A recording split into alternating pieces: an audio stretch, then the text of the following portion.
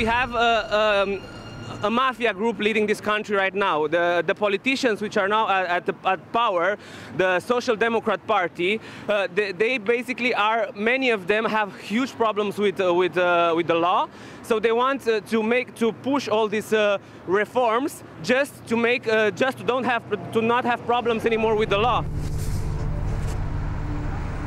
Bucharest, Romania, where leading politicians are under investigation for corruption, tax evasion and the fraudulent use of European Union funds. Those same lawmakers are attempting to overhaul the judicial system that holds them accountable. We're meeting one of Romania's highest-profile whistleblowers. His team have been looking into the allegedly corrupt activities of the head of the ruling Social Democratic Party, or PSD. We are talking about Liviu Dragnea, who's now the most influential politician in Romania, who actually controlled Teldrum, a local construction company. A secret report done by a secret service in Romania told us that it actually was controlled by him. This company grew and grew with hundreds of millions of euros sent from the budget of the national budget and the local budget. And the local budget in Teleorman, Dragnea's birthplace, was controlled by Liviu Dragnea. What is the advantage he gets out of it? The company Teldrum paid tens and tens of thousands of euros for the luxurious car of his son. We've seen almost 400 million of euros sent from the state budget, local budget, in this company. And from this company to his friends and eventually to the pockets of his son. Teleorman County is Dragnea's local stronghold. Both he and the construction company Teldrum are under investigation. They're suspected of operating an organised criminal group, and their assets have been seized. At the Danube River, we're joined by local investigative journalist Carmen Dumitrescu. She fills us in on the Bălina Island case, a story about shady leases and the transfer of public property to private companies. In a nutshell, what is the problem? What is wrong? The problem with Bălina Island is that this area used to belong to the Romanian state. But when Mr. Dragnea became Minister of Regional Development and Mrs. Sevel-Scheide was Secretary of State at this ministry, he approved the concession of the Bălina Island to Teldrum, a company suspected of being led by Liviu Dragnea behind the scenes. Presupune că Liviu Dragnea o conduce din umbră. Dragnea calls the ongoing investigation a violent attack on the government. Our local guide is afraid of Dragnea's far reach and prefers to remain anonymous on camera. Before the leasing deal, we came here to fish, and we would have barbecues on Bălina Island. But now there are fences, and we're forbidden from entering the area. After Teldrum took over, barriers were put up, and only their collaborators have access, not us. That's the limit we cannot pass. So once upon a time it was a free access, and right now it's not free access any longer. There's more. Dragnea and Teldrum heads are accused of setting up a criminal network in order to illegally obtain public road works contracts. They're also suspected of inflating costs. Some 20 million euros in EU funding has been paid out based on potentially falsified documents. The EU's anti-fraud unit, OLAF, is also on the case. Brussels wants its money back. It's about European taxpayers' money. This whole fraudulent scheme is about the construction of country roads through Liviu Dragnea's favoured company, Teldrum. And given that public bids were falsified, we can understand where the fraud lies and why the Romanian Anti-Corruption Directorate is also investigating.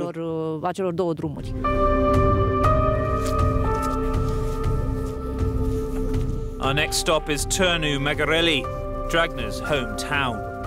But on the street, it's clear that local support is crumbling. It's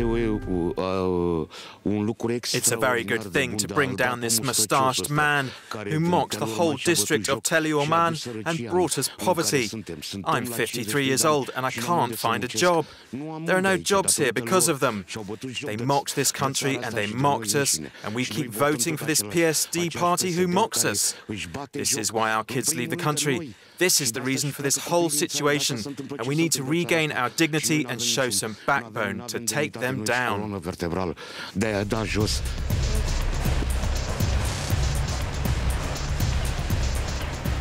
Back in Bucharest, taking down corrupt VIPs is the job of the Romanian Anti-Corruption Directorate. Over the last 5 years, their investigators have sent more than 70 people to trial, including a Prime Minister, 2 Deputy Prime Ministers, 11 ministers and more than 50 members of parliament. Busting criminal networks leaves former basketball champion Laura Kövesi little time to play.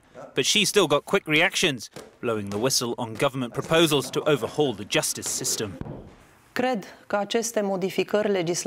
legislative changes aren't based on a real wish to reform the judiciary. The changes are a reaction to the latest anti-corruption investigations and to recent decisions by the judges overseeing our cases. In many of our investigations, we get evidence from sting operations, and we won't be able to use this kind of investigative tool anymore. This affects our anti-corruption inquiries and would also hamper the work of other prosecutors working on cases such as drug trafficking, human trafficking, or cybercrime. They are trying to hamstring the legislation. They are destroying the investigative tools that we use in our work. The Social Democrats have accused Kövesi of political bias, but the anti-corruption officers use their investigative tools to wipe out graft, regardless of party affiliation.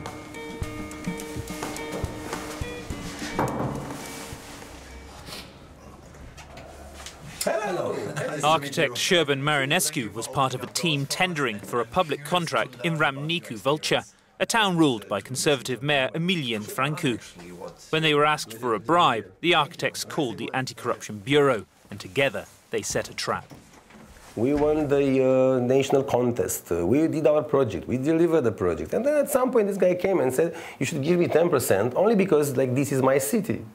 And the situation itself, how was the situation when you met the mayor with your colleagues? He written everything on a piece of paper, and he just came, said hello, hello, and he put the paper on the table and said maybe you should read that. Wow, it's like a police movie. It was actually, and my friend was a little bit, he was a little bit confused because he knew he had some video on him, but he didn't know how good video is.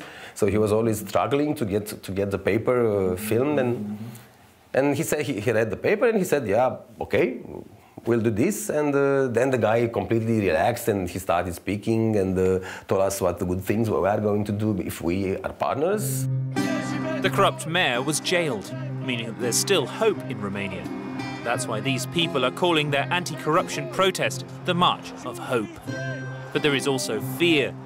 The proposed legal changes would decriminalise certain types of corruption. People across the country are worried.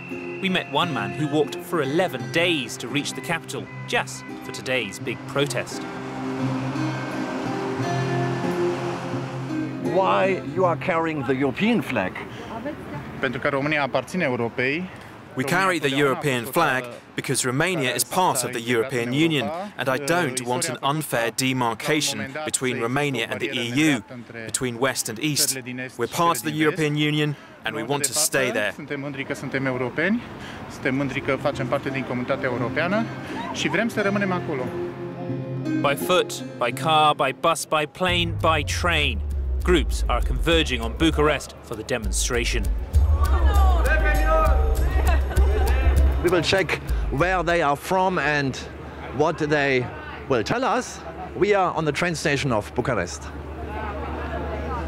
Hello, nice to meet you. Hello, nice to meet you. I'm Hans Brele, Euronews Television. Actually, where are you from and what are you doing here?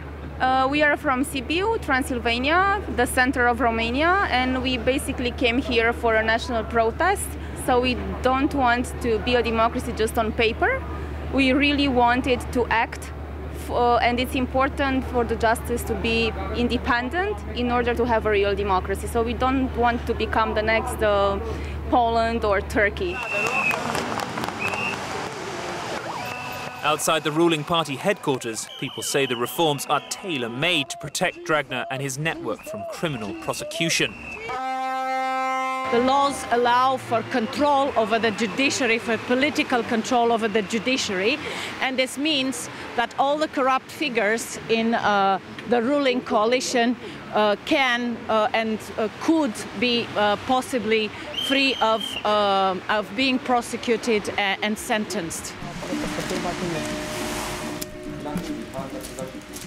Using social media, the young people at the heart of the protest have built up a network of supporters across Romania. They call their group Corruption Kills. They're nervous, just a few minutes left until the demonstration starts. You're defending justice. This is the key word. So what is the problem? The modification of the justice's laws is the first step to a dictatorship. We had that before, and we paid with blood in 1989. And after 20 years, we are in the same spot. And I'm fighting back. I'm fighting back. We have a justice system that started to work, and they want to cripple it for their own personal interest. And we will not allow this. If the ruling parties were hoping people would tire of protesting and stay at home instead of braving the rain and snow, they'll be disappointed. The January the 20th demonstration is huge. In Bucharest alone, some 50,000 protesters turned out.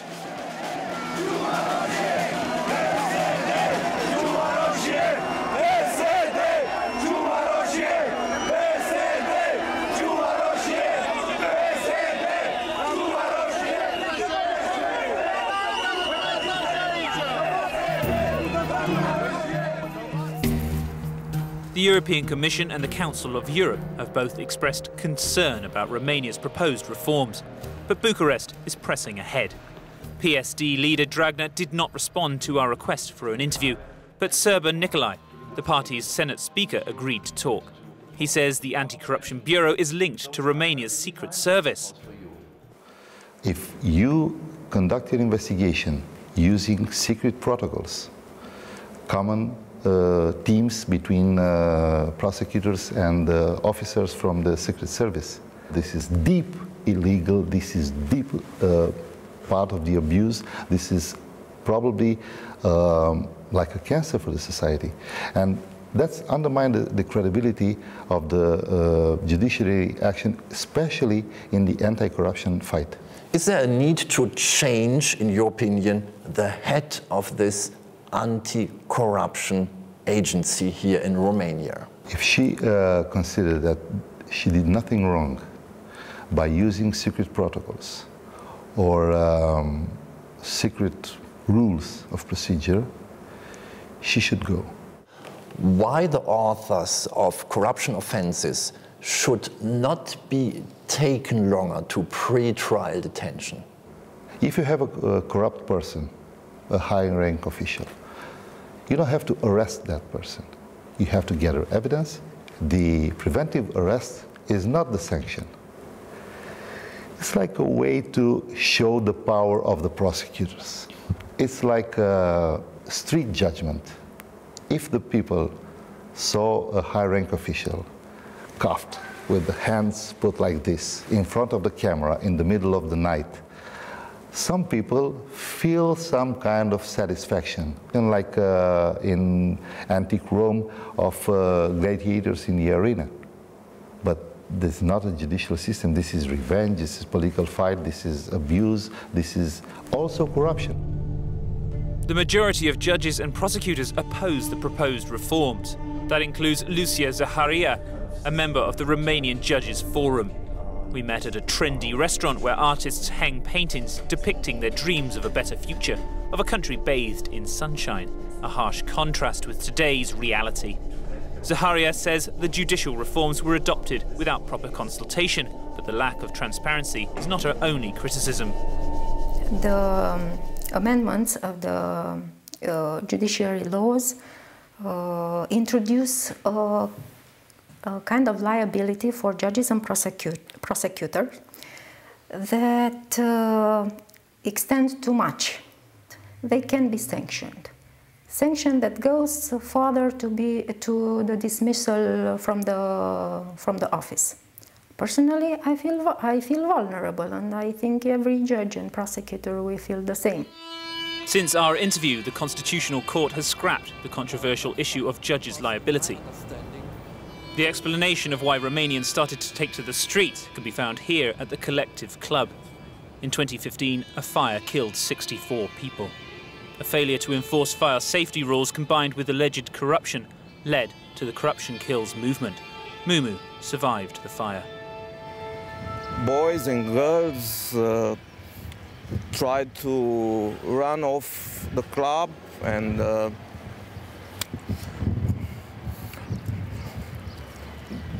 they stuck in the front of the door because the door couldn't open. It was like hell, a pure hell. I have a friend who died here, a colleague. There is a direct link to corruption because the mayor who signed the authorization of this place, but it wasn't okay.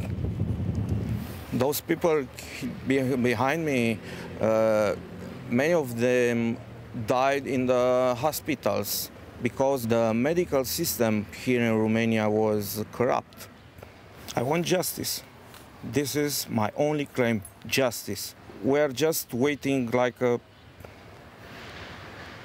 nobody.